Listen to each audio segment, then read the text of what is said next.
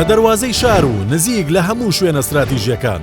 بۆ یەکەمین جار ڕانیە مۆڵ وە گەورەترین مۆڵ لە دەڤەری ڕاپەڕین دەکرێتەوە. ڕانیە مۆڵ نایابترین پرۆژەی شارە و دەبێتە سەنتەرێکی بازرگانی مۆدێرن لە دەڤەری ڕاپەڕین.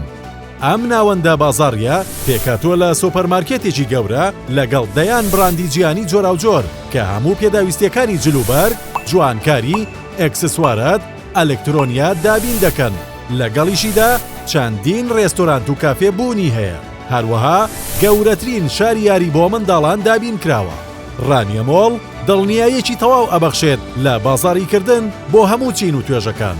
ڕانیە مۆڵ ڕۆژی پێنجشەممە بەرواری 15/2026 کاتژمێر 7 ئێوارە دەکرێتەوە. ناونیشان ڕانیە دەواازەی سەرەکی شار بەرامبەر زانکۆی ڕاپەڕین. ڕانیە مۆڵ زیاتر لە بازاڕیکردن.